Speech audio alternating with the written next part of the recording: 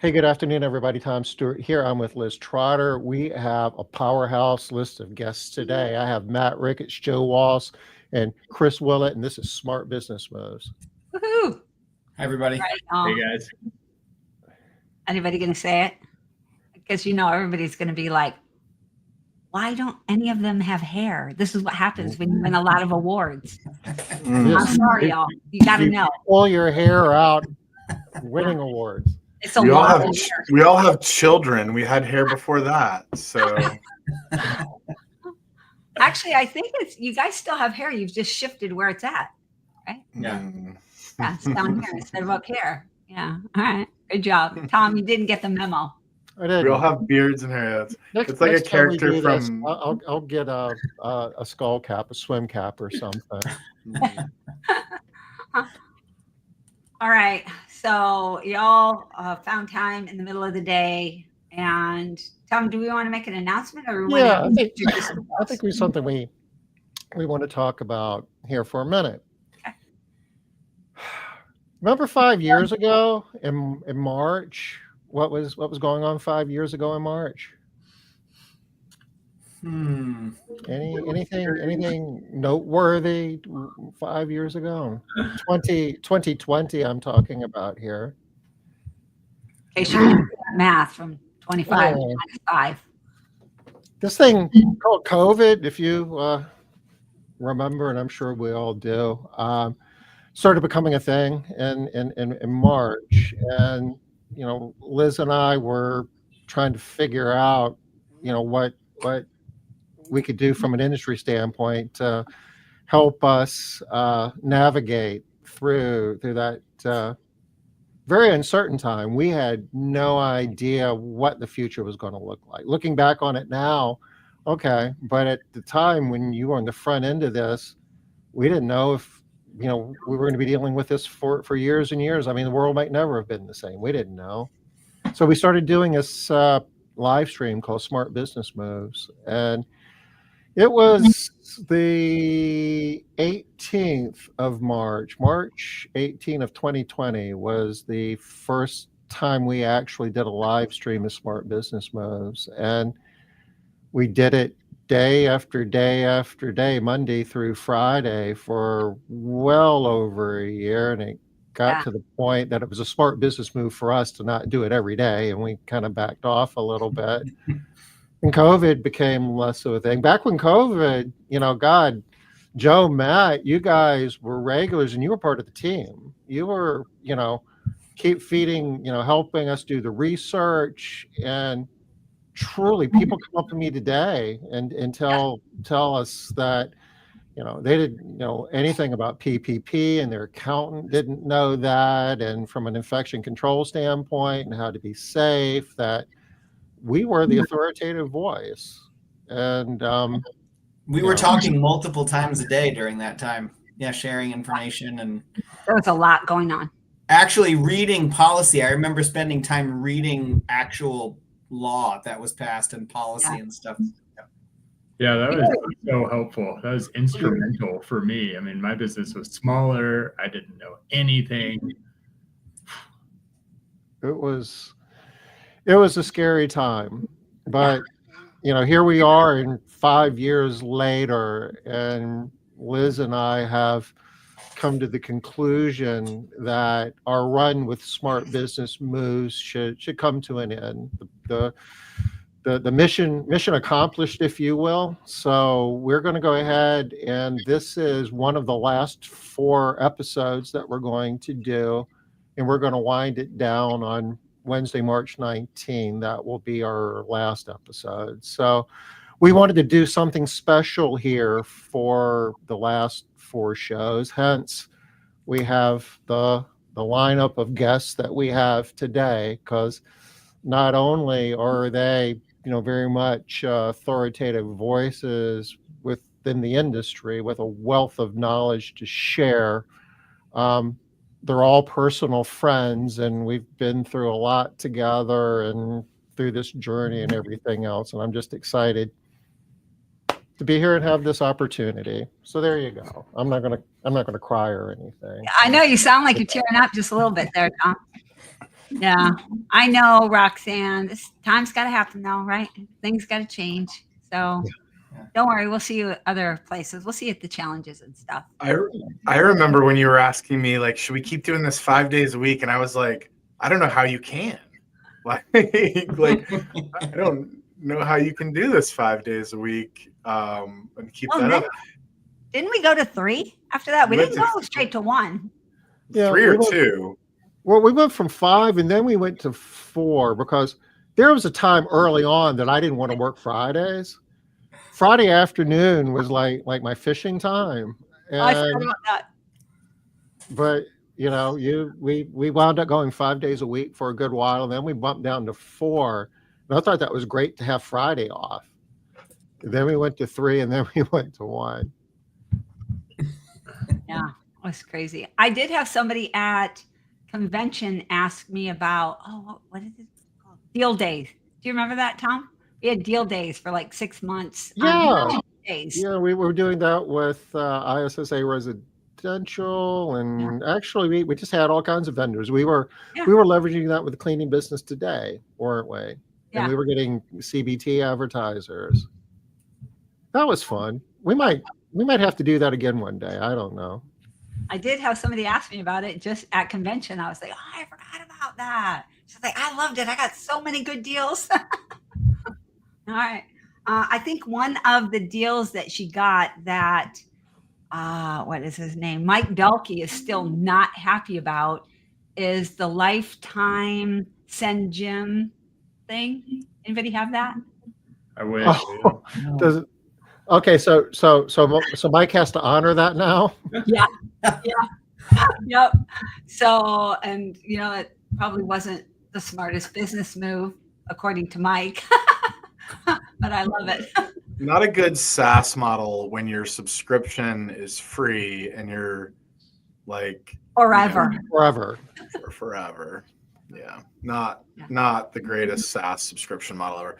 That was not his decision. That was prior ownership of the product. He brought into that lovely little thing. Yeah. So the thing that we want to talk about today is winning recognition, leveraging business awards for growth. So this group has a lot in common, and this is one of those things. All 3 of these business owners, cleaning business owners, part of their marketing mix is the PR you can generate from winning awards.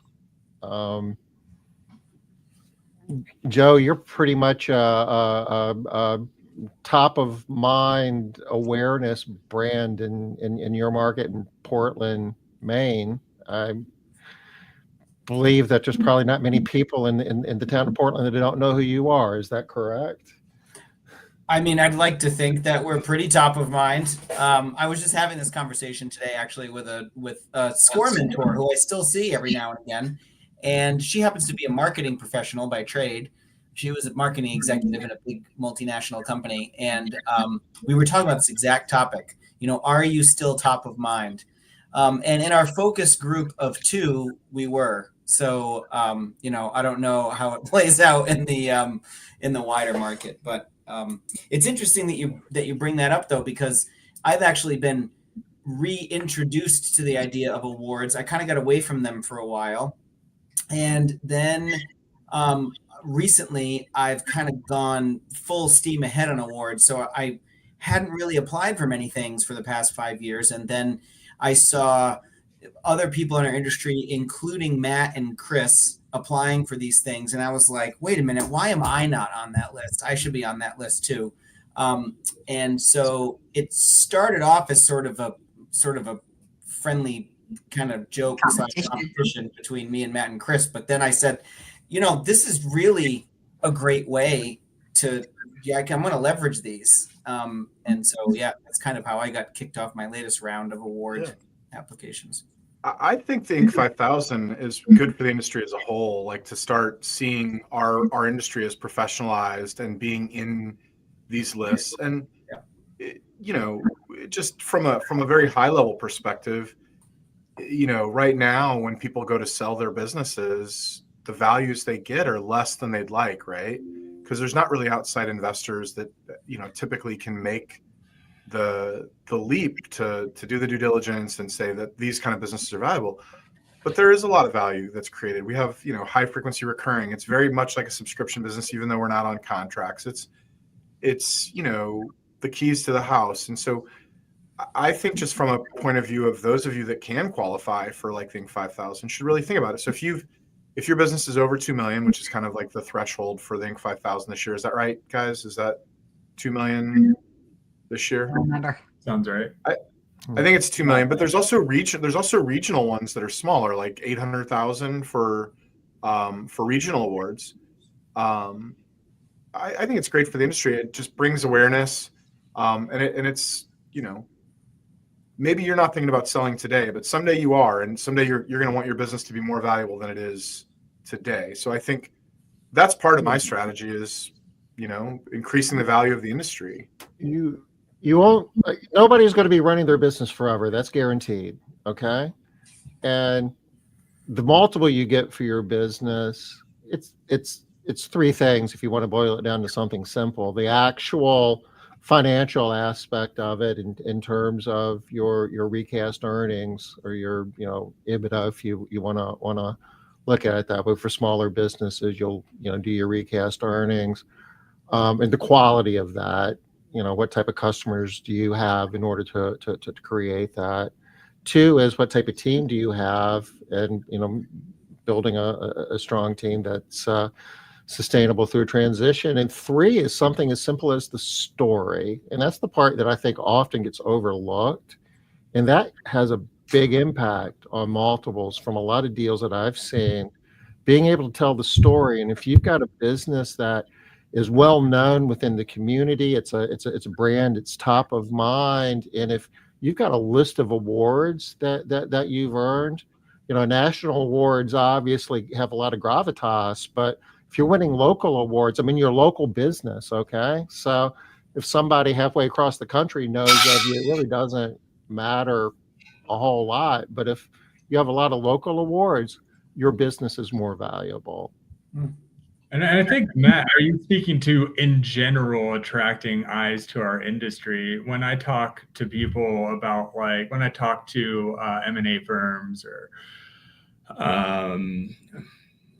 bankers, and they're looking at HVAC and plumbing, and I'm like, why not Maids? And they're like, well, you guys don't really have contracts, we don't have any sort of guarantees, so we're going to give this guy a 15x multiple, but you, what's average for our industry? 3, 5 if you're 3 to 5. Really, yeah, it's not going to be 5 really. So if you're going to use SBA financing, SBA is only going to give you 3x. So anything above that, you're going to come to the table with cash.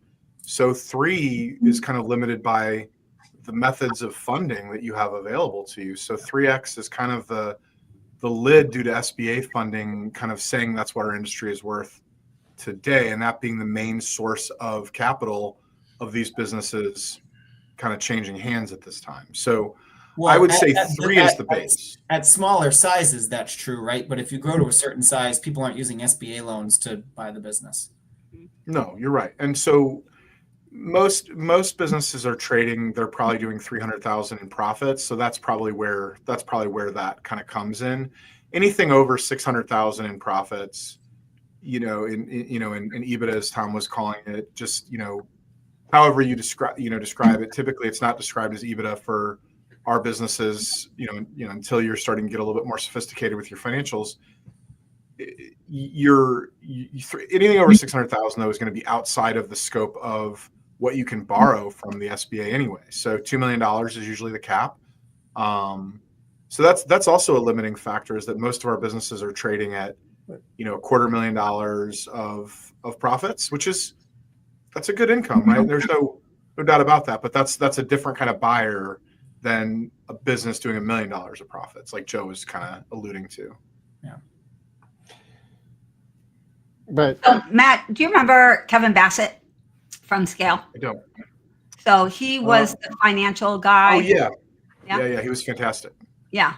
So I was just at an event with him this past week, and he was talking about how private equity is beginning to take a harder look at our industry. And I mean, we've had lots of conversations about this in the past and how we are just not really all that attractive, right? For lots of different reasons. But apparently, private equity is taking a little bit of a harder look. And just because of that, he's seeing he's seeing the multiple being low end now at like 5x instead of at 3x. I know. So, I mean, I don't know exactly details who all he's looking at, and it's not all the companies, obviously, but just even seeing that multiple be even a little bit higher is encouraging. I saw a presentation a couple of weeks ago that they had two graphs. One of them was the amount of private equity that's just coming into the market. Mhm. And it's, changing demographics, it's, dynamics in the market. And a lot of that money is like coming from pension funds and stuff like that. And they're all going into private equity firms because a lot of other investments are overvalued, and it's, numbers that are like trillions, and they have to invest that money. A private equity firm has a limited amount of time to invest that, or they have to give it back. So they're not going to give it back. They're going to invest it, and the clock's ticking. And the other graph was the number of businesses that are on the market or just available to be acquired is going down.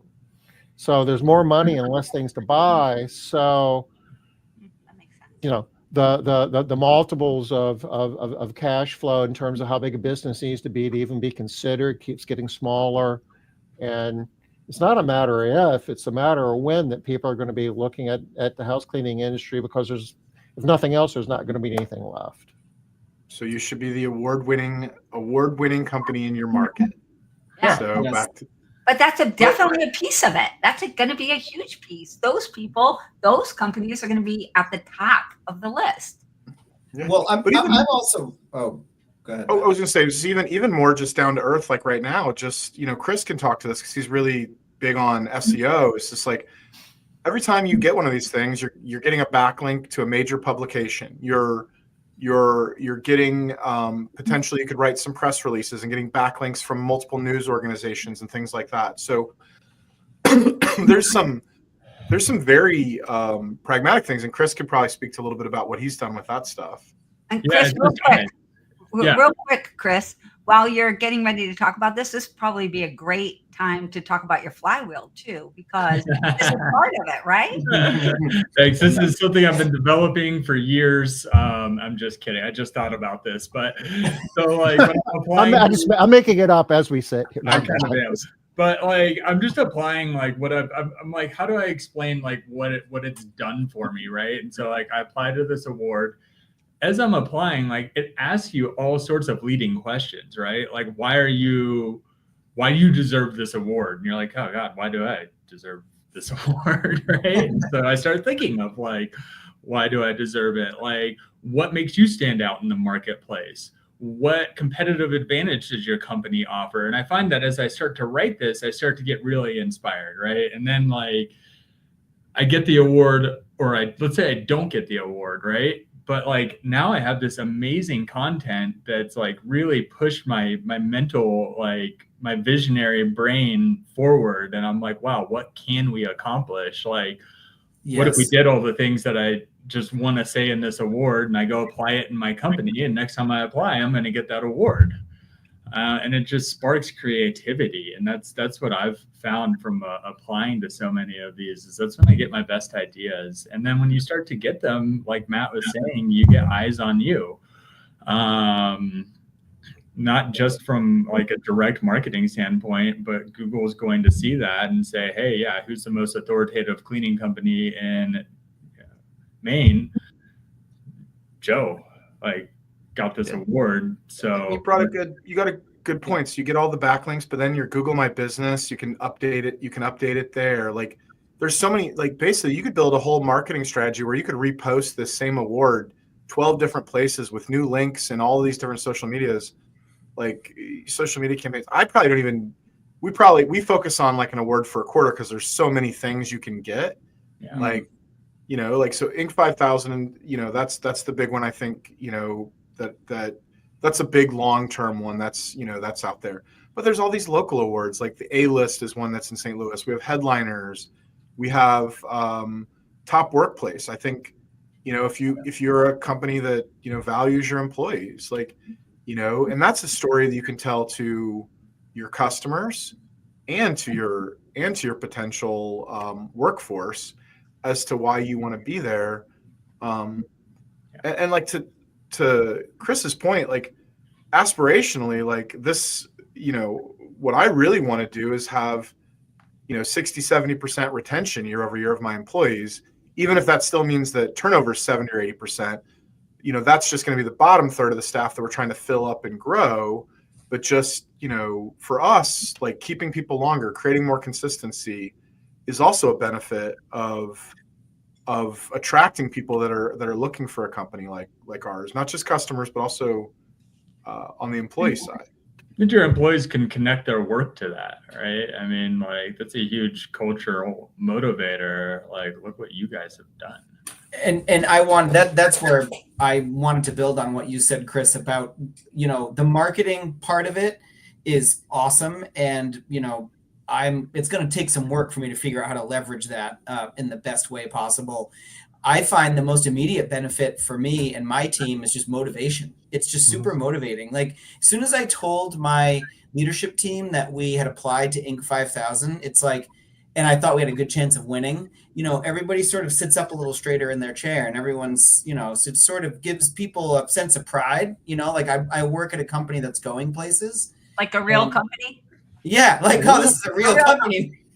Yeah. You know? So like you're saying probably boosts morale and attracts talent is kind of like what you're, if I like. Yeah. Like, it, you know, for me, it's boost morale, attracts talent. And that goes for all awards, not just the best places to work award, but, you know, Right. any of this, like locally, we have something called the best of the 207. That's our area code.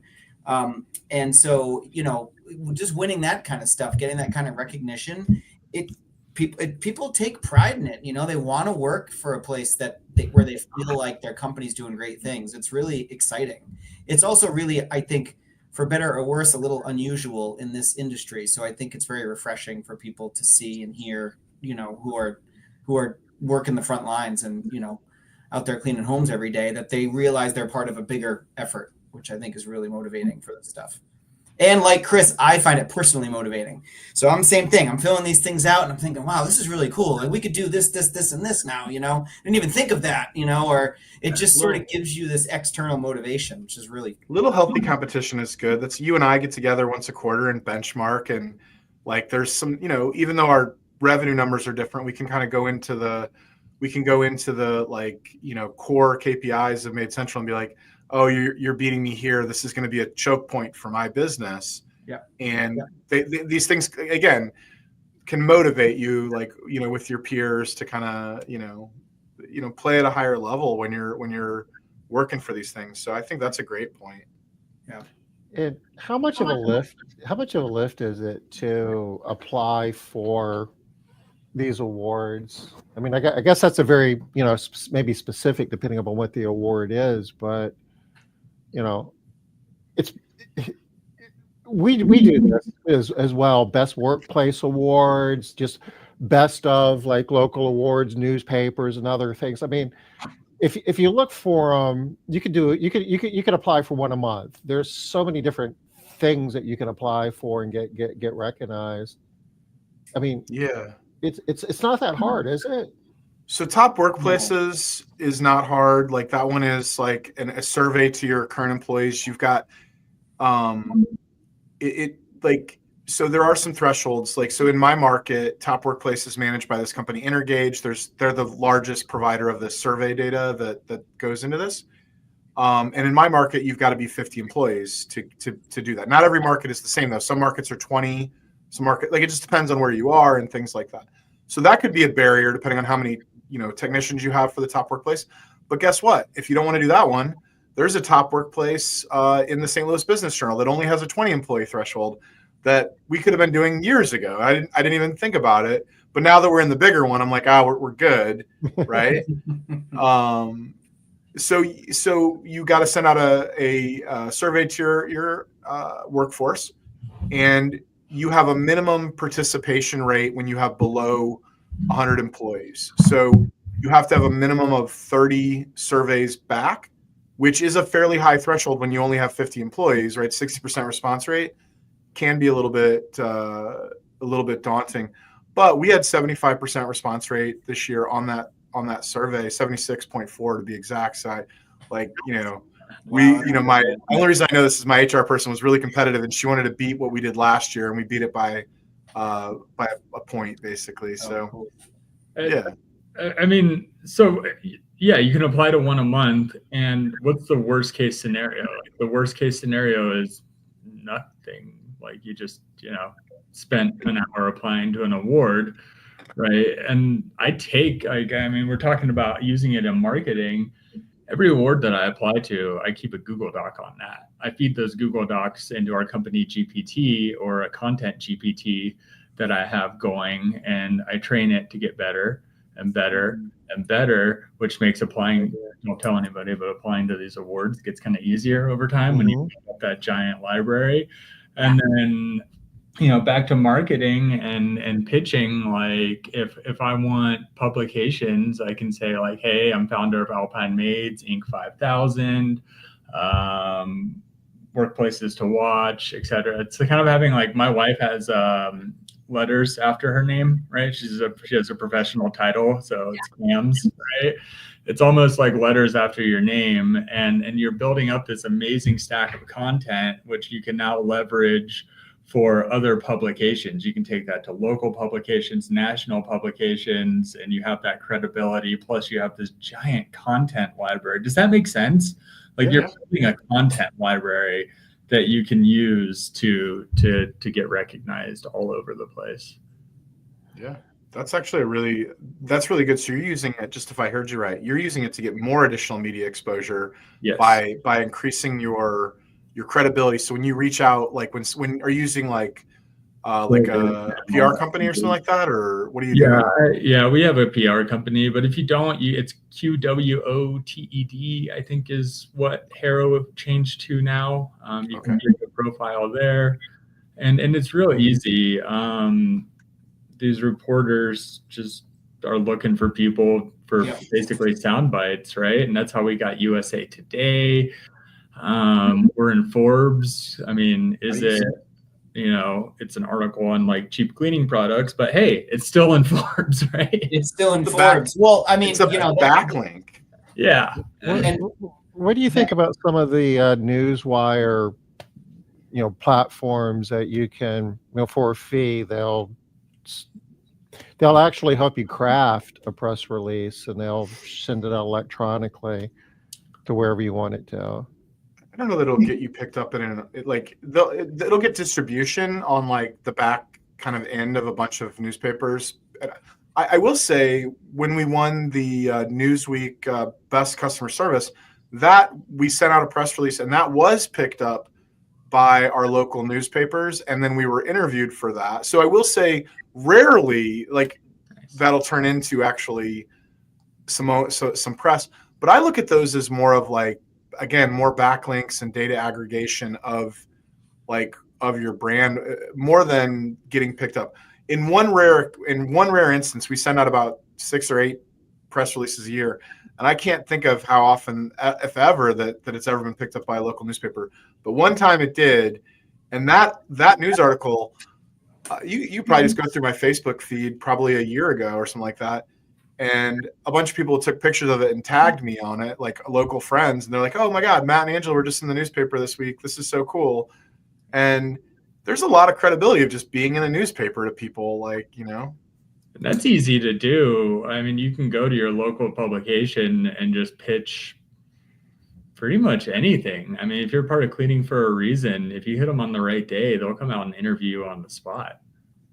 But I think the advantage of the award is that it does that work for you, right? It creates the story for you. So you're not having to like cold call publications and say, hey, I do this thing. And that's why I love the award thing. And I'm sitting here as you guys are talking, thinking about how in my office, they should be hanging up, but we renovated in the pandemic and I never hung the stuff back up on the walls. So sitting in a pile somewhere in my office are all these framed newspaper articles. And I got a ton of earned media back when I was getting local awards, and I kind of stopped applying for them. And it's like, once the reporters realize that that you're reliable and they can call you, they will just keep calling you. And we ended up being in a lot of different newspaper articles about various topics, usually around cleaning, but sometimes around small business ownership or things like that. And it was awesome. Like, I got a ton of press. I need to hang those things back up, actually. Yeah, you do. Get on that. They're kind of old now, so I feel like, is that, cheesy to hang up something from 2015? Like, I don't know. As long as you have stuff that's fresh too, it makes good sense. But if the last thing you have is from 2015, take it down. Yeah, right. So I'm gonna wait till I get the Inc. 5000, and then I start getting press again. Then we'll have the press wall. Okay. So I want to talk a little bit about what Chris was saying about how, like, his wife has the letters after her name, but you get these awards and you can kind of use them after your name. And I have a really good example of this, I think. Do any of y'all know Wayne Powers? No. Yeah, me either. I got invited to have dinner with him, right? With Wayne Powers. I was like, okay. And then they said he was the former president of Time, Inc., and Yahoo. When they said he was the former president of Time, Inc. and Yahoo, I was like, I'm very interested in dinner with him. Very, very interested in having dinner with him. But I wasn't really interested in having dinner with Wayne Powers. Not to be rude, Wayne, if you're seeing this, right? Mm-hmm. So that's y'all, right? A lot of people aren't interested in doing business with maybe Alpine Cleaners, but they might really be interested in doing business with Alpine Cleaners, winner of the Inc. 5000 award, and da-da-da-da-da-da-da. I mean, I know I'm influenced in that way. It's that name I know. I don't know maybe your name, but I know these other names. Yeah. I mean, it adds credibility, right? I mean, that's... and in a bigger way. Like, you can kind of ride on the coattails of that credibility for a long while too. I mean, I won back when. Do you guys remember the Angie's List Super Service Award? I don't do that anymore, but do you remember that? Oh yeah. I won. Oh man, that was my gold standard. I was like, we get that award, we're kicking butt, right? So I mean, I used to get that every year. I got it for like, I don't remember, 5 years in a row or something.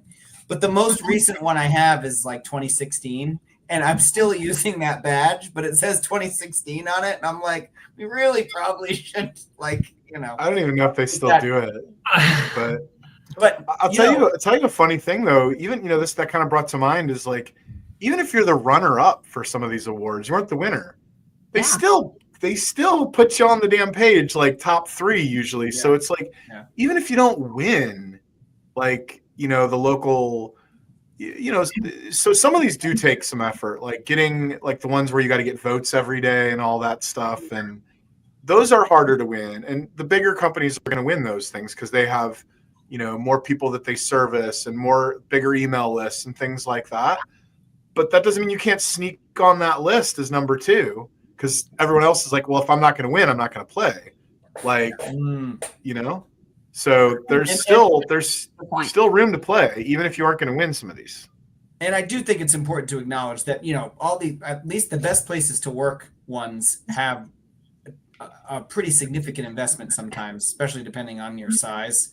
And, you'll apply for the award, and then, it's like, oh, it's, $1,000 or whatever. And you apply for the award, and you get into it and they're like, but if you want the full report, it's another $1,000. Like, that's one of the things I'm learning as I go through it, which is fine, but it's just something to be aware of, I think. And it seems like that's big. I definitely want to talk more about that, y'all, because I know that a lot of people have no idea that there might be a cost related. Well, the Intergauge one for top workplaces does not cost. But if you want the data, Joe is right. The report, which I do want, is $2,500, which is like all my employee feedback and like ways that we're going to improve our company. And that data is valuable to me. And they felt like this was a place where they could say it safely and do it. So even if we didn't win the award, I'll go and buy the data, and I'll go do Chris's thing of getting better, of taking that data and improving the company. And so, I think if I were going to do it again, and I'm less concerned about the $1,000, like I'll pay the $1,000. I mean, whatever. But, 8 years ago, I would have been really taken aback by that, because that would have been a much bigger amount of money to me at the time. And so I think asking, if you're before you apply, you can ask their sales team, like, hey, what other, upgrades are available, or, what are the other sort of expenses? You just might want to think about doing that. Is it fair to say if you're spending $1,000 to apply for one of these awards that you might not get top status, but you're going to get something that you can put on your website saying, nominee something. Yeah, honorable mention or something that's going to be put together in a way that you can still turn into a press release. You can still put a plaque on the wall. And oh yeah, I mean the $1,000. How much you pay if all you get is the basic package? So I'm thinking of the Inc. Best Workplaces Award, right? If all you get is the basic package, you can still win the award. It's just that you won't have any insights into why you won. And if you don't win, you won't have much insight into why you didn't win, which is of limited usefulness, because you want to have actionable data. If you didn't win, you want to know why, so you can improve and try again next time. So what was the threshold for number of employees for the Inc. 5000 Top Workplaces one? Because that one's still open for a few more days here for people that are interested. It is, and I don't remember. I could look it up right now, but I don't remember the threshold. Yeah. Well, just let them know. They can look it up. Yeah. Tom's already looking. He's always on this. But that much being said, then Inc. 5000, I believe, is it's the $350 or whatever it was, and that's it. Now, if you want, you can add. I also applied for 5,000 fastest growing in New England. Like there's sub, categories you can also apply for, and I thought, why not? I'm in here. I'll do that too. But you don't have. You'll win something. Yeah, I'm gonna win something. Do you guys tie the awards to your value at all? I'm wondering, because I'm struggling a little bit with the Inc. 5000. Where does that tie in to our pitch to prospective clients? Now, to employees, especially at the professional level, it's huge. If we're posting a job ad and we're saying, hey, apply to work for an Inc. 5000 company, that's really helpful in recruiting. I haven't used it so much on the customer facing front, but I do use other awards like Colorado Workplaces and things along those lines that kind of fit more with our caring values.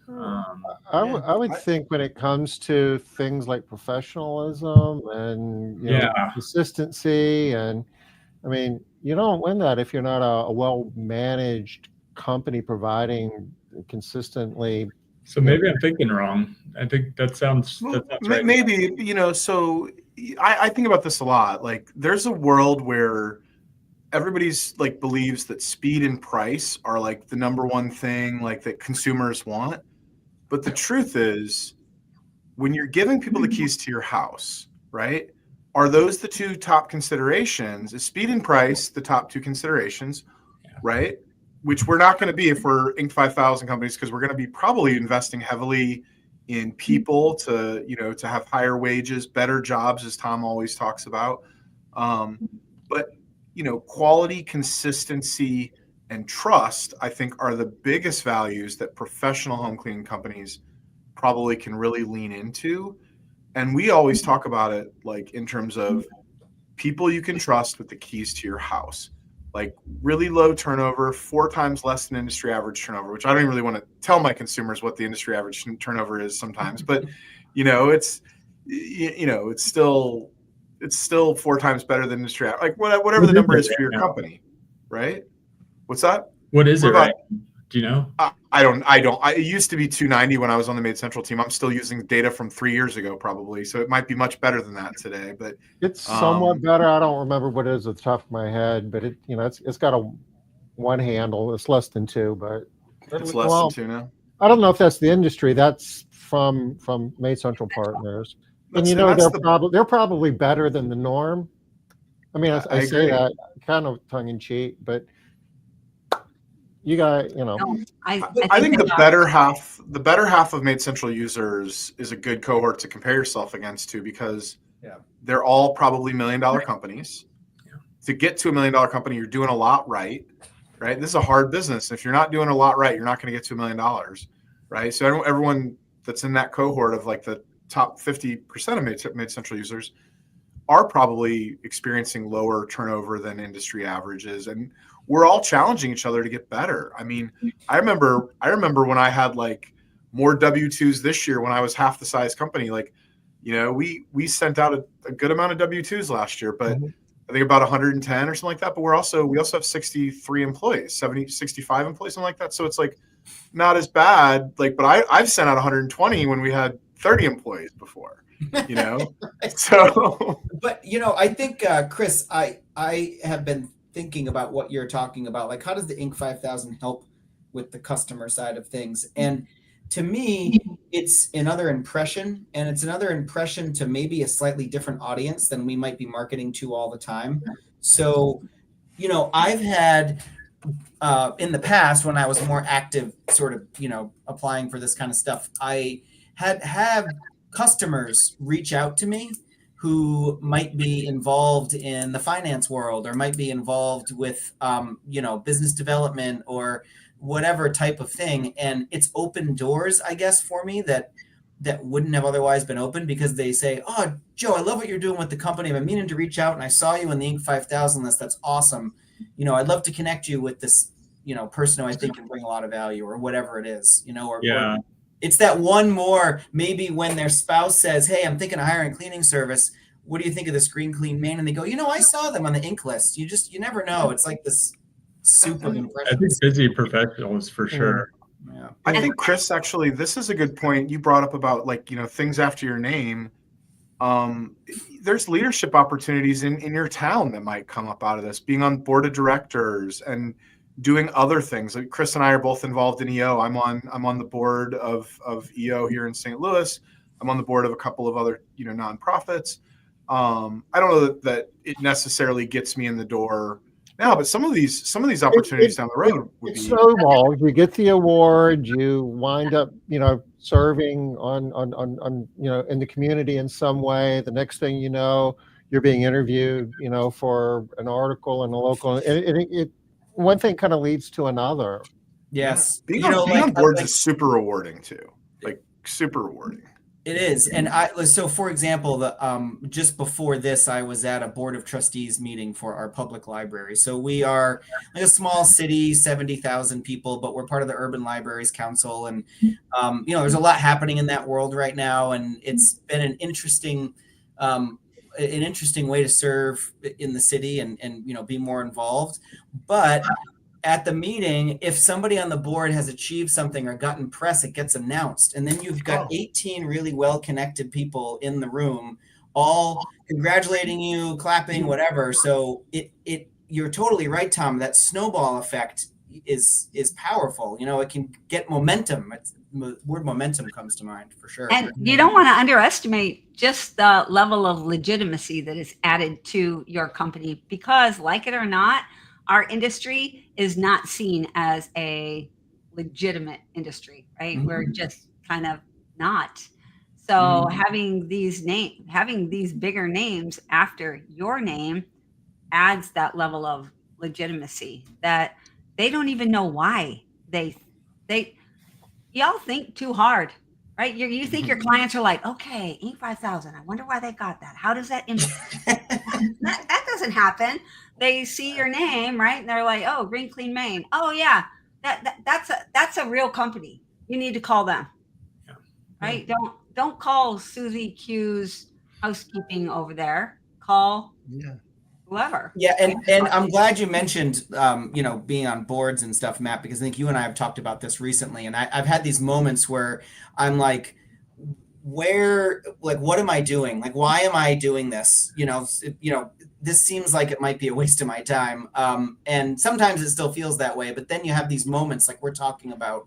And, when I sit at the public library board meeting, there's like 5 of my clients around the table, and it's those moments of, wow, maybe 4, like 4 out of the 20 people here, we clean their house. And it's sort of this moment of, you're elevated in the community at that point, and it adds respect. I know this isn't a show about community service, but it just comes to mind. It's in the same area code, though. It is the same. Yeah, it is part of it, part and parcel. But being involved and getting these opportunities happens because you did this stuff and built credibility. I'll just kind of give one more thread about how this kind of all kind of evolves. But I remember, so EO joined about 2.5 years ago, sitting in, you do this forum training, and there's 12 other people. EO St. Louis is pretty big. We have a big cohort of people coming through, and 5 out of the 12 were customers of our company. I'm like, that's intimidating, because usually when you hear that, and then I was and they're like, oh, why are you being shy about it? And I was like, I don't know, I just don't want to talk about clean your house. We wouldn't have told you if we didn't like your company. And I was like, oh, that's true. They would, if there was some problem, they usually they wouldn't bring it up, right? I'm the same way. Yeah, I'm the same way. I'm sorry. I have to ask a question of Sharon here. She built a very large company by winning awards in 2008, but she said she had no internet. We had internet in 2008, didn't we? Sharon, what do you mean? She didn't. She doesn't just. You because it doesn't mean- She just No didn't. website. Sharon, when did you get internet? And maybe that's the difference now. I was curious as to what's the difference between because she built a $2 million company in 2008, which now is what? I mean, what's Yeah, that? how big would that be 6 million? today? Yeah. So 2008 is when I started. yeah, And we were able to dominate because we were. I'll tell you a funny story. This is a little bit about awards. So Twitter was just kind of fairly new in 2007, 2008. And I got Angela, basically we were just reposting articles and things like that on Twitter. I got her over 100,000 followers with our first account, which was Go Green Clean, which was our first brand. And what was funny about that, it was Nellie, then Angela in St. Louis as influencers on Twitter. So you never know where there's new opportunities in new media that you can kind of gamify because no one else is there. I think this is off topic a little bit, but I think there's always going to be new platforms that people are going to. The internet was actually a fairly new platform. I mean, I still remember getting Yellow Pages delivered in 2008. It was kind of the end of it. I felt I got my first iPhone in 2008, I think 2009, and that might have been the end of Yellow Pages and that kind of marketing. But that seems like a long time ago now. It looks like Sharon has also served on boards, so that's really great. Yeah, see the chamber and the hospital. These things pay off. Yeah, I think community involvement, even though it's sometimes, like you said, Joe, it can be a little wearing, and you're like, oh, the politics of this, of these organizations sometimes can be a little bit of a lift, But I also think a lot of these organizations value our perspective as small business owners. I've been able to bring a lot of value actually. And just because I have a different skill set than most people around the table, So my goal is to have enough credibility to be on the board of directors of St. Louis University so I'm going to start with the business school. I think I have a good shot of getting on the board at the business school, but eventually I'd like to be on the board of trustees to the university that I went to. So maybe I'll leverage these awards somehow over the next decade, but And if maybe you're not there right now, maybe you're not ready to be on board of anything, even being a part of BNI, your HOA, local improv. Toastmasters, right? Like you never know, like the connections you're going to make, the clients you're going to meet, and it's a good start. But it all builds credibility. And Yeah. Matt, you made a point earlier about, so much emphasis being put on speed and price. And a lot of consumers are more interested in quality and consistency and trust. And I think it's important to realize that there's multiple personas out there, though. There's some established businesses in our industry that generate a lot of revenue and make a lot of money, that anywhere from 30 to 60% of the homes they clean are one-time jobs. And for them, I think you would argue that it is a lot about price and speed. And the company's built that way. That's the model.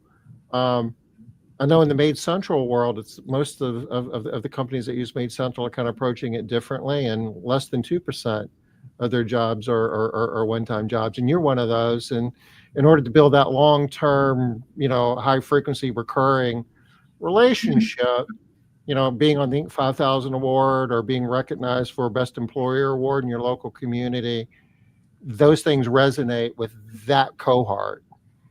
We're about 10%, but of one-time work. But Really? Okay. I would love it if it was 2%, because all the risk in our day-to-day interaction with customers is in those one-time jobs of like a bad thing happening, walking into some job you can't do. Like, so yes, I would love to be 2%. That would be great. The average across the board is less than 2. That's crazy. Wow. That's wild. But That's wild. I was talking to somebody who was running a business who had a larger proportion of one-time jobs, and they had a really interesting point, though, that the one-time jobs is where they get the majority of their Google reviews. And if you're not doing a lot of one-time jobs, you're hurting yourself in that regard. So that makes sense. And pros and cons. the other side of the one-time jobs, and not really on topic, but the other side of one-time jobs is that there is a higher revenue per hour you can charge, and you can have employees that are making more if you're paying them a higher fee split. So I'm not saying that that's not an important part of the mix, and people can make a lot of money doing a lot of different things a lot of different ways. I just know in my business what I've seen is a lot of risk. So what's Sharon up to? She's starting. What am I reading here, Sharon? You're starting a cleaning business, Sharon? Oh my God. Sharon, I talked to From retirement to starting a new business. All right. she's Listen, Jeff, what's going on there? Yeah, what software are you using? Yeah. Tom's gonna send an SDR to call you every Yeah, day. we'll hook you up. That's So awesome. I'm curious what awards we're all applying for. Oh, thank you. Sure. Colorado companies to watch. I'll be posting it on my Facebook right after this. If anybody could just go type up, it's kind of a long one, guys. So like this is a big favor. But if you could just say, hey, I know what these guys are doing to professionalize the industry, even if it's short, I'd appreciate it so much. Thanks. That's funny. ChatGPT could be really helpful with that. You can just point it to our website. Yeah. Say, I know Chris, he's awesome, runs a great company. Here's the link to his website. Give me 3 paragraphs on blah, blah, blah. Copy, paste. You're done in 90 seconds. So the recurring ones that we're working on are St. Louis A-list. Voting's going on now. If you want to go ahead and give us a vote, that's fine too. You should post it after the show. St. Louis headliners. That's another one that'll go live in a couple other months. Those are 2 kind of like best of. So I think looking for your best ofs, like what Chris is doing. Top workplace, we've finished our voting. Inc. 5000, we've done our application. And then there's a couple others that come up, randomly or from time to time. You can only apply so often. Like we won BBB Torch last year. We're not going to win that ever again, right? Because there's so many other companies in market, maybe 15 years from now, right? But you're not going to get that again. But that's one you can keep on your wall for a long time. Like how many companies are BBB Torch Award winners, right? And then there's some regional ones that we'll go after from time to time. But those are the big 4. And those 4 will keep us busy in terms of marketing and doing those things. So it seems like we're always winning awards, but it's really just those 4. You know, I didn't know about BBB Torch. What's that one? it's your local BBB will give out it may just be a regional thing, but in St. Louis, the Torch Award is given out to like up to 10 businesses a year that meet the standards of BBB ethics. They have a great party for it. They do a lot of press around it. They shot a video for us last year that turned out great. So highly recommend if you've got BBB chapter in your area to look at the Torch Award, apply for it. It's a little bit more involved application, no cost, but quite a bit of data that they're looking for, quite a bit of trust signals they're looking for. So worth doing though. Yeah, that's cool. So let's see. I'm doing Inc. 5000, as you guys know. I'll be excited to join you guys on that list. And there are a few other Maid Central partners actually that are Inc. 5000. Aren't there others? No, there are. Yeah, Trisha Lake for sure. is one, and the 2 others are here with us today. Okay, awesome. Yeah, that's great. So but I think there's a lot that are qualified, and a lot of people had a lot of growth these last 4 years, so they really should have some qualifying years. Yeah, I think it's something like you had to have at least $100,000 in revenue in 2021, and then you had to have at least $2 million in 2023 or 2024. I can't remember the years, but 2024. Yeah, it's something I can't remember what but 2022, 2023, 2024 were the look back years. This year it's a 3-year window. Okay. And typically to get on the list, you're looking for about 80% growth over that year, not per year, not compound, but total growth will probably historically get you on the list. About 80% would get you on, I think, 5,000. Now there's been a lot of growth over the last few years, so that number may push up a little bit. But if you've had some good years since COVID, it might be a really good, especially if you had a down year in 2022, which we did. We were still recovering from COVID. So that year we only did 1.8 million, which was less than our pre-COVID numbers, right? Mm-hmm. So we're still in recovery mode in 2022. So makes the growth look even better because we were still winning back customers that had left us. Yeah. And to Chris's earlier point, even if you don't win, there's a tremendous amount of value to be gained just by going through the process. Yeah. And so we're also doing the Inc. Best Workplaces, and we're also doing our local best places to work, which I realize is a lot of employee surveys because we also had designed an employee survey back in December and I'd been planning to launch it in February.